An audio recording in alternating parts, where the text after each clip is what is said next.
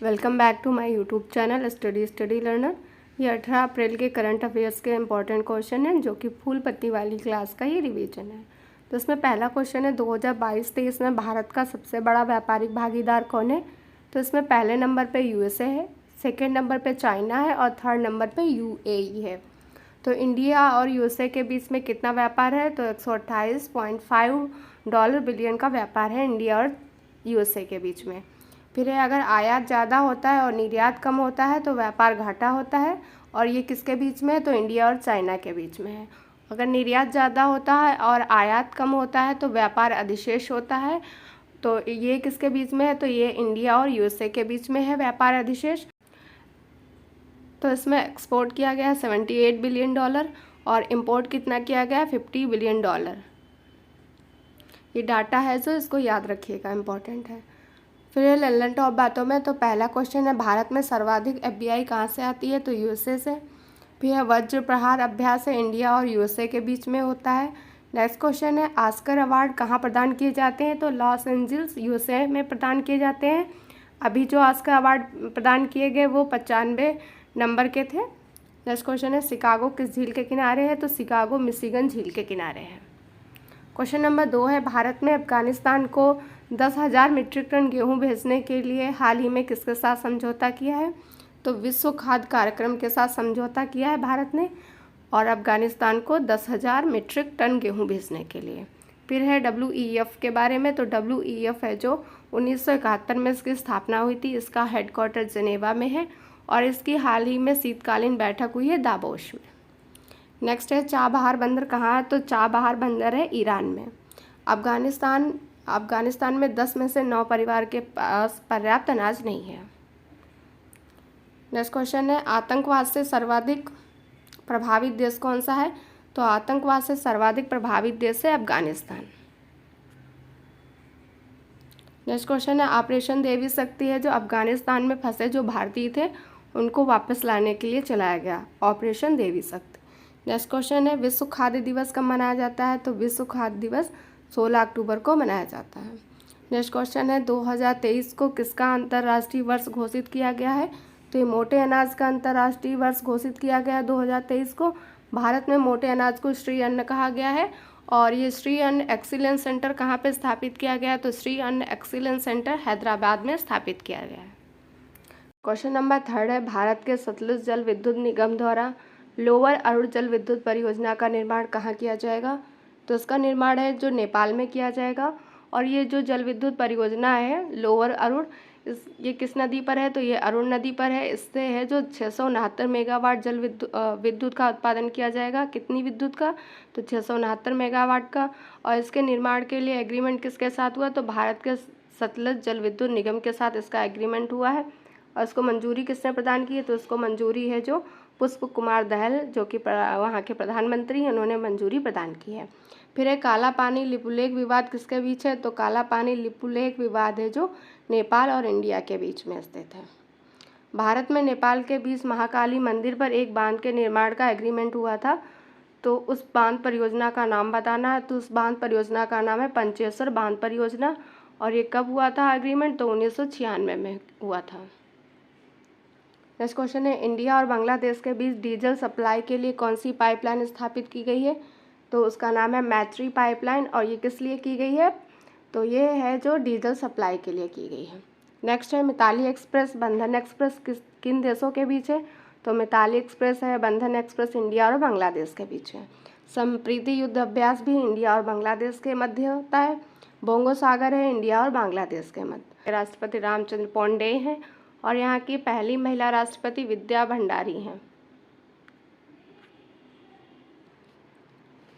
तो विद्या देवी भंडारी हैं जो यहाँ की पहली महिला राष्ट्रपति है नेपाल की, याद रखिएगा, इम्पोर्टेंट है। फिर सतलज नदी भारत में किस दर्रे से प्रवेश करती है, तो सतलज नदी है जो भारत में सिपकिला दर्रा से प्रवेश करती है। सिपकिला दर्रा है जो हिमाचल प्रदेश में है। नेपाल और इंडिया के बीच कौन सा युद्ध अभ्यास होता है, तो नेपाल और इंडिया के बीच में सूर्य किरण युद्ध अभ्यास होता है।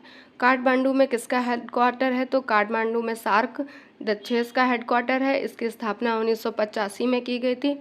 इसका नवीनतम सदस्य देश अफगानिस्तान है और इसमें साउथ एशिया के जितने भी कंट्री हैं वो शामिल हैं और इसमें टोटल कंट्री 8 हैं और नवीनतम कौन सा है? अफगानिस्तान है।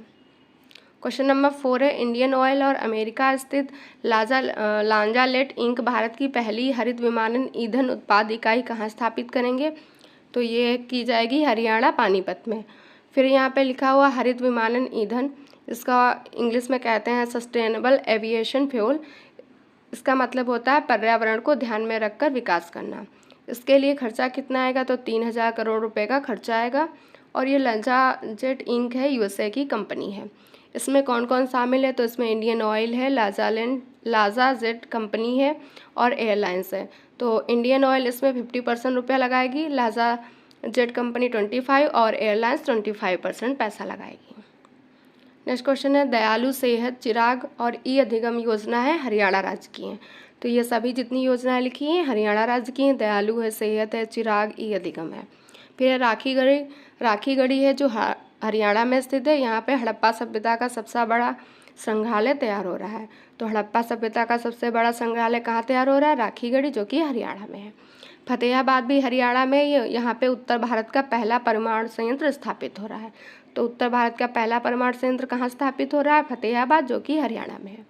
फिर है फरीदाबाद में अंतर्राष्ट्रीय सूरजकुंड मेला का आयोजन किया गया है। फिर है करनाल में राष्ट्रीय डेयरी अनुसंधान संस्थान है। तो राष्ट्रीय डेयरी अनुसंधान संस्थान कहाँ है? करनाल, हरियाणा में है। और ये राष्ट्रीय डेयरी अनुसंधान संस्थान ने अभी भैंस का एक क्लोन तैयार किया, उसका नाम है गरिमा, और मादा बछड़ा का क्लोन तैयार किया, उसका नाम है गंगा। इन क्लोन का नाम याद रखिएगा, भैंस का है गरिमा और मादा बछड़े का है गंगा। गुरुग्राम में अंतर्राष्ट्रीय सोलर अलायंस का हेडक्वार्टर है। तो क्वेश्चन पूछेगा जैसे अंतर्राष्ट्रीय सोलर अलायंस का हेडक्वार्टर कहाँ है? तो गुरुग्राम, हरियाणा हो जाएगा।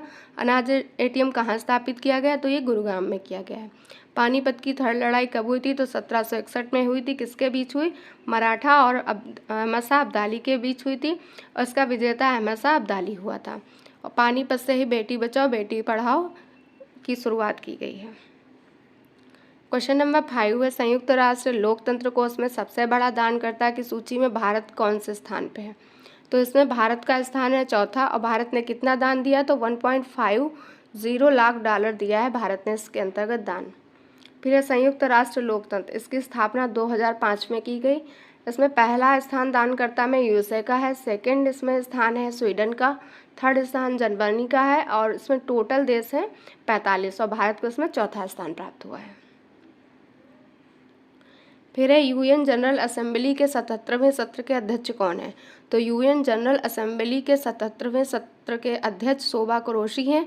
ये हंगरी के निवासी हैं और यूएन जनरल असेंबली को विश्व की लघु संसद भी कहते हैं। एसडीआई कौन जारी करता है? तो एसडीआई संयुक्त राष्ट्र विकास कार्यक्रम यूएनडीपी जारी करता है और इसके 3 आधार होते हैं, जीवन प्रत्याशा, साक्षरता और प्रति व्यक्ति आय।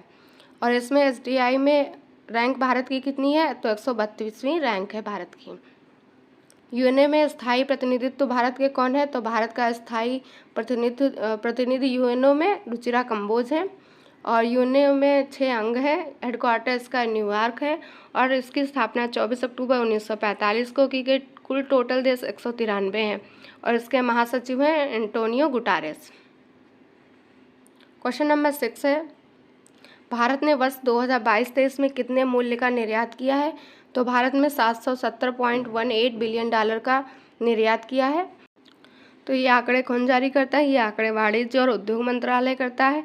इसमें भारत ने निर्यात है 2021-22 में $676 बिलियन किया था, 2022-23 में $770.18 बिलियन किया है। तो वृद्धि कितनी हुई है? तो वृद्धि हुई है 13.84% की। आयात 2022-23 में भारत ने कितना है? तो ये 2022-23 का आयात है $892 बिलियन। तो घाटा हुआ टोटल भारत को $122 बिलियन का। फिर नेक्स्ट क्वेश्चन है, जीआई टैग कौन सा मंत्रालय जारी करता है? तो जीआई टैग है वाणिज्य और उद्योग मंत्रालय जारी करता है। प्रतिवर्ष क्वेश्चन नंबर 7 है, प्रतिवर्ष विश्व हीमोफीलिया दिवस कब मनाया जाता है? तो प्रतिवर्ष विश्व हीमोफीलिया दिवस 17 अप्रैल को मनाया जाता है। हीमोफीलिया एक अनुवांशिक रोग है, इसमें रक्त का थक्का नहीं बनता है। इसे शाही रोग कहते हैं क्योंकि पहली बार ब्रिटेन की महारानी को ये हुआ था। इस बार किसकी थीम थी? एक्सेस फॉर ऑल और रेड का प्रतीक इसमें होता है हीमोग्लोबिन का प्रतीक है जो रेड है। और ये फर्स्ट बार कब इसका आयोजन हुआ तो 1989 में हुआ था। फ्रैंक श्रावेल के बर्थडे पर हुआ था, जिनका बर्थडे 17 अप्रैल को होता है, इसीलिए 17 अप्रैल को विश्व हीमोफीलिया दिवस मनाया जाता है। इनके बर्थडे पर होता है फ्रैंक श्रावेल के। पिंक कलर किसका है तो पिंक कलर है जो एड्स का है। नेक्स्ट क्वेश्चन है पटाउ सिंड्रोम किसके गुणसूत्र से होता है तो 13वें गुणसूत्र के ट्रायोसोमी से होता है पटाउ सिंड्रोम। 21वें गुणसूत्र के ट्रायोसोमी से डाउन सिंड्रोम होता है। नाइट ब्लाइंडनेस आनुवंशिक रोग नहीं है, इसको रतौंधी हिंदी में कहते हैं। नाइट ब्लाइंडनेस है जो ये आनुवंशिक रोग नहीं होता है।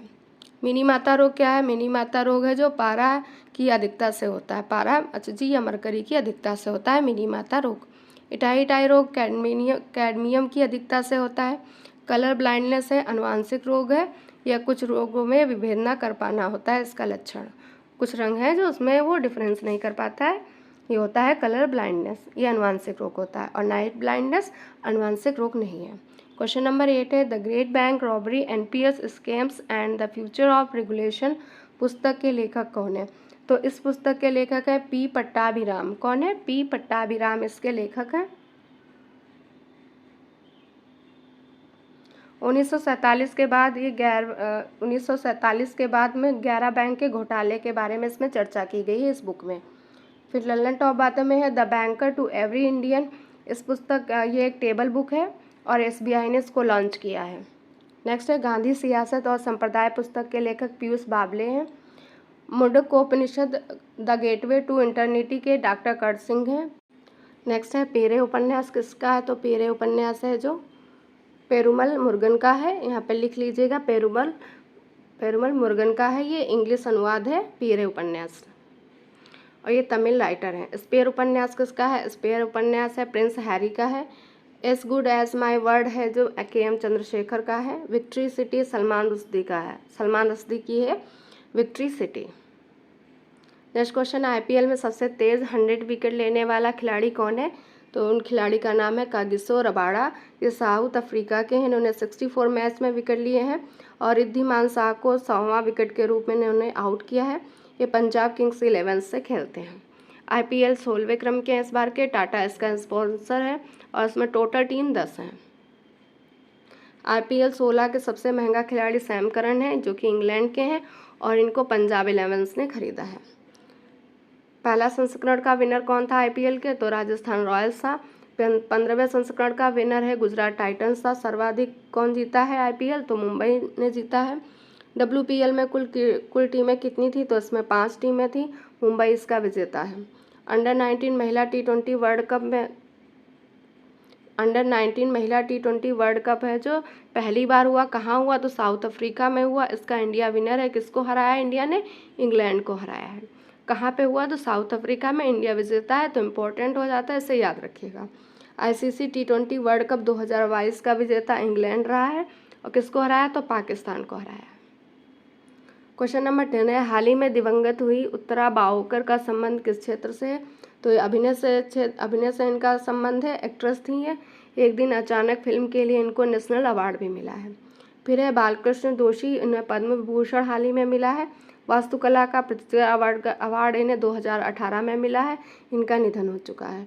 फिर दिलीप महालनोबिस, ये ओआरएस कंपनी के थे और इनका भी निधन हो गया है। पद्म विभूषण इनको मिला था हाल ही में। फिर गार्डियन मूर, तो गार्डिनर मूर है इंटेल के को फाउंडर थे, इनका भी निधन हो गया है। नीलमणि फूफन, इनको 56वां ज्ञानपीठ पुरस्कार मिला था, ये असम के राइटर थे, इनका भी निधन हो गया है। फिर है प्रमुख जीआई टैग जो कि ब्रह्मास्त्र वाली क्लास का है, तो ब्रह्मास्त्र में आज है प्रमुख जीआई टैग। सुंदरसा आम मुरैना गजक है जो एमपी का है, उत्पाद इसे जीआई टैग मिला है। सुंदरसा आम रीवा एमपी का है। नागरी दुबा राजा चावल छत्तीसगढ़ का है। गमोचा है असम का। तंदूर रेड ग्राम है जो तेलंगाना का है। सफ़ेद प्याज महाराष्ट्र का है और बसहोली पेंटिंग जम्मू कश्मीर की है। वुड कार्विंग है जो लद्दाख की, और लद्दाख का ही रक्ते खुबानी है। लद्दाख में रक्ते खुबानी और वुड कार्विंग को जीआई टैग मिला है। मिर्चा चावल बिहार का है। बनारसी पान, लंगड़ा आम और बैंगन है ये जो बनारस यूपी का है, इन्हें भी जीआई टैग मिला है। कांगड़ा चाय हिमाचल प्रदेश की, इसको भी जीआई टैग मिला है और कांगड़ा चाय को यूरोपियन यूनियन में भी जीआई टैग मिला है। तेजपुर लीची कहाँ की है? तेजपुर लीची है जो असम की है। शाही लीची बिहार की है, इसे जीआई टैग मिला है। जर्दालू आम भी बिहार का है। मिथिला मखाना और मधुबनी पेंटिंग ये सभी हैं जो बिहार के हैं, इन्हें भी जीआई टैग मिला है। तो ये थी आज की करंट अफेयर्स की क्लास। अगर आपको क्लास पसंद आए तो लाइक से सब्सक्राइब जरूर करिएगा। वीडियो को देखने के लिए थैंक यू सो मच।